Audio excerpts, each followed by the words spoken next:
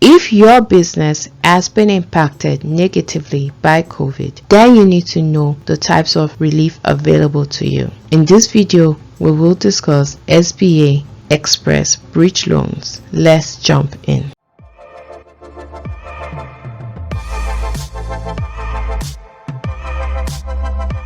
This is Business Media TV. My name is Mimi, the Business Advisor. On this channel, we advise business owners on how to start, grow, and sustain their businesses. If you're new to this channel, we would like to invite you to subscribe to our channel so you can get more information about business. Lately, there has been a lot of questions regarding the stimulus programs by the federal government. Due to the importance to business owners, we will be covering these programs. Express Bridge Loan Pilot Program. The Express Bridge Loan Pilot Program will allow small businesses who currently have a business relationship with an SBA Express lender to access up to $25,000 quickly. This will provide vital economic support to small businesses to help overcome the temporary loss of revenue that a lot of small businesses are experiencing. So they can be term loans, and they can also be used to bridge the gap while applying for an economic injury disaster loan. If you as a small business owner have a pressing need for cash while waiting for decision and disbursement on an economic injury disaster loan, you may qualify for an SBA Express Disaster Bridge Loan. The terms: up to $25,000, fast turnaround. Loan will be repaid in full or in part by proceeds from the EIDL loan. So the EBL loans can only be made up to 6 months after the date of an applicable presidential disaster declaration, as under normal circumstances. For the COVID emergency declaration, EBL loans can be approved through March 13, 2021. Use of proceeds. For general presidential disaster declarations, EBL loan proceeds must be used exclusively to support the survival and or reopening of the small business within the eligible primary or contiguous counties. Generally, EBL loan proceeds may be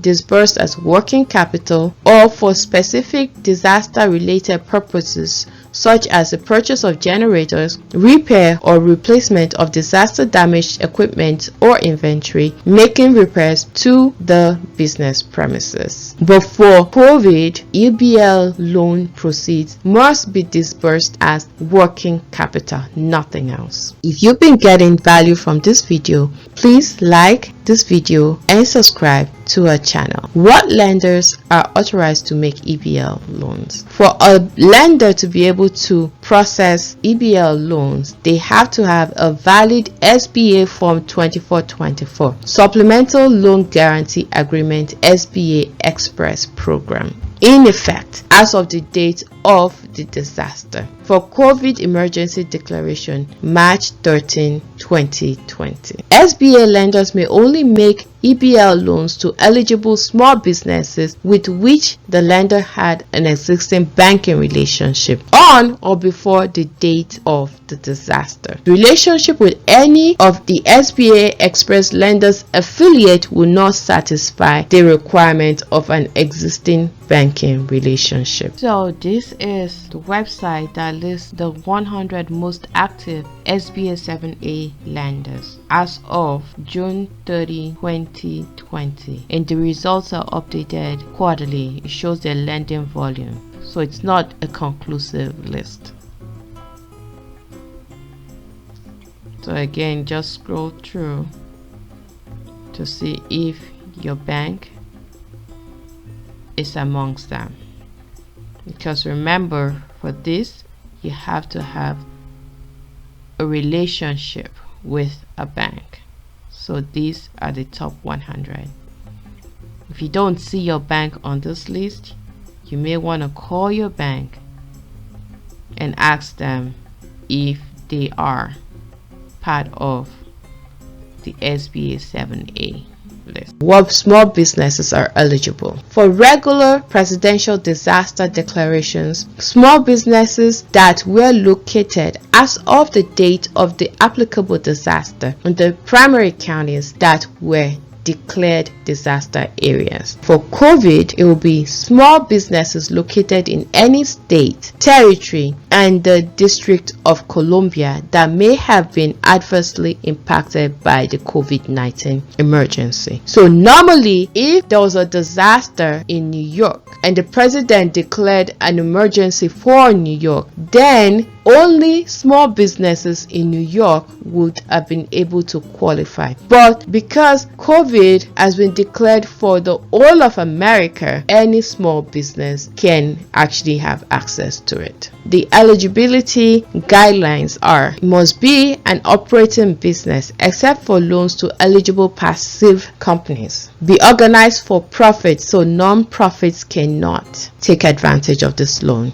It must be located in the United States. It must be small under the size requirements of SBA size standards and be able to demonstrate a need for the desired credit or loan. So these are the underwriting requirements that the lenders would use. They will use your SBSS score, Small Business Scoring Service Score, and is calculated based on a combination of consumer credit bureau data, business bureau data, borrower financials, and application data. The minimum acceptable score for an EBL loan application is 130. For more information on how to improve your business credit, please click on the link above. We have a video that covers credit management for businesses.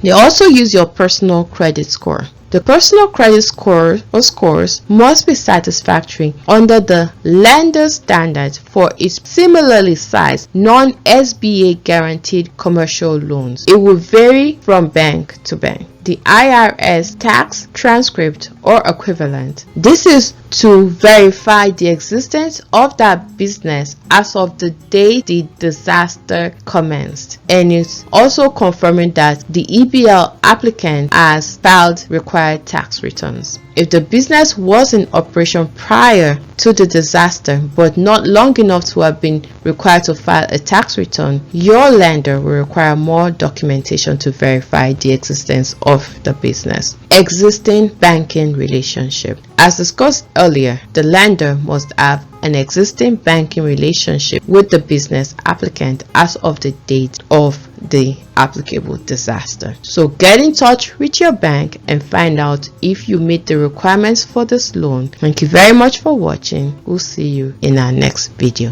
Bye.